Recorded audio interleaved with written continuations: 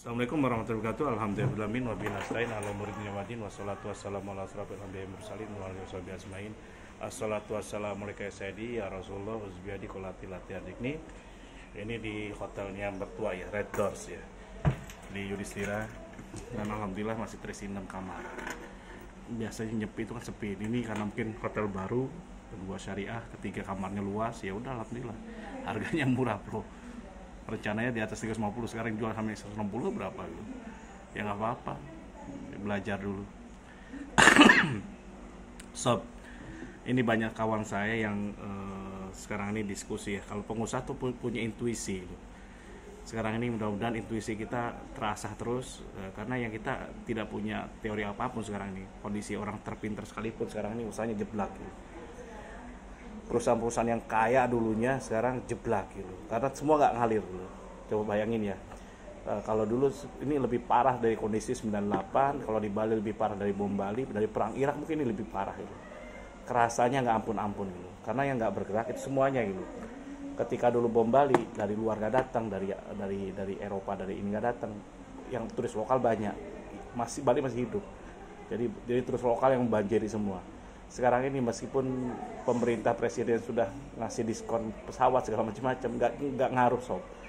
Ibarat Garmin air laut itu. Kenapa? Ya nggak ngaruh, karena corona itu luar biasa. Yang semua tidak bergerak. Bayangin loh, kalau ekonomi itu loh, harus bergerak kayak darah itu. Contohnya kalau tidak harus ada yang bergerak, bisa uangnya, bisa barangnya, bisa orangnya, bisa jasanya. Semua nggak bergerak, mati, plek. Sampai orang mau ke pasar aja ditutup. Sekarang ini nggak, udah takut ini. Nah sekarang ini banyak yang nanya saya, inilah Cap, gimana caranya saya bisa survive ya? Pak Ridwan, gimana sih saya ini? Nama saya, kalau saya sudah, karena dulu saya pernah bangkrut, saya nggak pernah takut lagi. Nah, saya pasrahkan semua pada Allah. Jadi itu intinya. Bagi Anda sekarang ini pengusaha, mulai nego dengan bank. Jadi instruksi presiden kan udah jelas gitu, bahwa kita bisa nunda gitu. Ini kesempatan untuk lepas dari bank sekarang ini. Nah sekarang kita, jadi jangan bayar bank dulu, kita selamatkan usaha kita dulu, karyawan kita dulu. Dan menurut intuisi saya, 50% UKM akan jeblak semua gitu. Bukan hanya UKM, pengusaha besar pada jeblak. Yang jeblak yang paling sakit itu bukan pengusaha UKM, pengusaha kecil kayak saya bukan. Yang perusahaannya gede-gede, teman saya yang usahanya gede-gede, karyawannya ratusan sampai ribuan, itu kelengar sekarang ini, yang padat karya. Yang pintar adalah perusahaan yang bisa ngerubah bisnisnya kayak di tekstil tuh menjadi jualan kayak gini, produksi alat-alat kesehatan gitu. Itu baru jalan. Jadi bisnis sekarang ini, Cap, gimana cara ngatasinya? Nggak sulit sob sekarang ini. Kita hanya mencari peluang, cash to cash semua. Jadi kalau Anda hanya melakukan bisnis as usual itu susah gitu. Penghematannya harus brutally hemat sekarang ini. Dan insting pengusahanya harus diasah, jangan sampai kita mencat karyawan kalau bisa. Jadi sebisa mungkin, saya sih insya Allah saya akan lakukan itu, saya akan keep terus, saya tidak mau mencat. Udah puluhan tahun saya usaha, saya nggak pernah memecat gitu. Kecuali mereka memang dia nakal gitu. Nakal dalam artian nggak jujur segala macam-macam, dan itu pun saya tawarkan gitu. Tapi kalau orang itu masih baik, masih gimana, nggak pernah mau mencat sampai urusan perusahaan itu. Ya itu tadi, cuman intinya bisnis yang bisa, gimana sih yang bisa dilakukan sekarang, yang mudah-mudah aja, yang ada kesempatan gitu. Terus bisnis yang kesempatan yang ada peluangnya. Jadi yang cari Anda, jangan Anda fokus pada hanya masalah. Biasanya saya ngelakukan opposite strategi ya, strategi berlawanan atau paradok strategi. Orang ke kanan, saya ke kiri gitu. Jadi tebakannya beda. Sekarang kalau nggak kuat sengsara sob. Jadi saya sekarang melakukan opposite strategi pun yang saya mampu gitu. Kalau nggak mampu jangan gitu. Salah satu yang saya akan lakukan adalah di SKDA. Kan ini kesempatan bagi banyak orang, kan susah sekarang nih jualan apapun, bisnis apapun, apalagi nyewa sekarang. Kita gratisin aja kalau nyewa nggak bisa gitu. Di Uber, buka di Uber, buka toko, hebat ya coba. Ya udah, nanti saya gratisin lagi ngerjakan teknisnya, teknis pelaksanaannya gitu. Jadi Anda jualan kayak gas, kayak aqua, terus kalau kue-kue segala macam bisa di Uber gitu. Dan itu saya akan gratiskan gitu. Sampai kapan? Sampai situasi ekonominya pulih gitu. Sampai Anda punya uang gitu. Aneh ya udah, lagi biarin aja gitu. Terus kalau Anda sekarang ini agak susah supaya nggak stres, ya jualan pulsa nggak apa-apa, pulsa Telkom segala macam-macam. Terus token listrik itu di mana? Di Uber Pay, murah, nggak ada resiko. Bisnis apa sekarang? Semua resiko sekarang bisnis. Terus yang paling utama sekarang ini supaya selamat adalah benar-benar hemat gitu, apapun dihematin gitu. Jadi penghematan luar biasa, Anda harus mulai sabar gitu. Bagi pengusaha sekarang ini bicarakan dengan karyawannya. Kalau memang harus pengurangan, kalau di Bali itu, nah beberapa tempat itu malah sekarang ini totalnya ditutup gitu. Kalau di luar Bali, di Bali masih sebaik gitu restorannya. Jadi 5 hari libur, 2 hari kerja gitu. Dan dibayar paling separuhnya doang gajinya. Ya mau gimana lagi, susah gitu.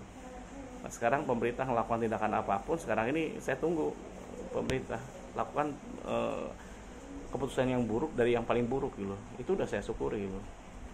Jadi ya itulah. Nah sekarang di Bali ini sekarang benar-benar sepi. 25 tahun saya tinggal di Bali, nggak pernah saya nyepi itu bisa lama. Sekarang sepi. Tanggal harusnya 25 aja. 26 nih di blok, dari 24 udah sepi ya. 25 udah bener nyepi, nggak boleh keluar, bener-bener malam nggak boleh, TV mati, semua mati, internet mati, hanya Indosat yang hidup. Internetnya hebat tuh Indosat.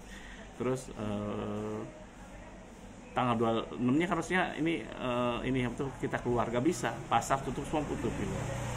Jadi ada instruksi gubernur ya, mau nyarankan bahwa sampai tanggal hari Kamis ini ditutup gitu.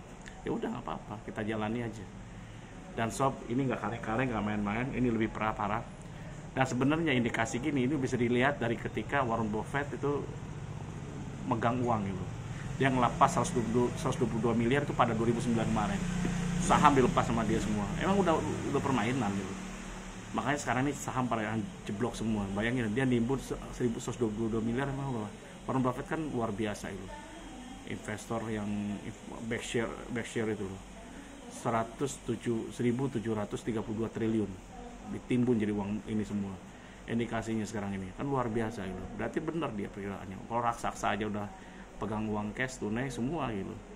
Dia pilih strateginya nggak beli di saham, beli perusahaannya sekalian gitu.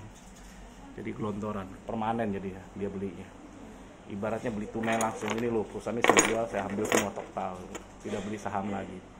Luar biasa nggak? Dan itu mungkin dia jual lagi nanti per sahamnya. Nggak ngerti lah itu kan kelas-kelas giant kelas ini ya. Kalau kita kayak kita ini ya luar biasa ya. Dolar kalau saya sekarang ini saya sudah tidak peduli lagi dolar mau berapapun saya nggak peduli gitu. Karena buat stres gitu. Dulu saya mau nongin dolar. Karena memang apa? Karena memang bisnis saya itu berpengaruh dengan dolar gitu. Karena apa coba bayangin nih Pak. Karena hampir 80% produk saya impor gitu. Alat-alat kitchen kan impor dari Cina, dari Inggris, dari Amerika, dari Italia, dari Prancis gitu. Sekarang bayangin loh, euro udah 20.000, dolar udah 18.000, 16.000-an itu. Setengah mah kalau dulu dipantengin karena project bakal bubar ambiar. Ya. Kenapa saya katakan pernah? Saya nggak ada project yang main dolar-dolaran sekarang ini, rupiah semua.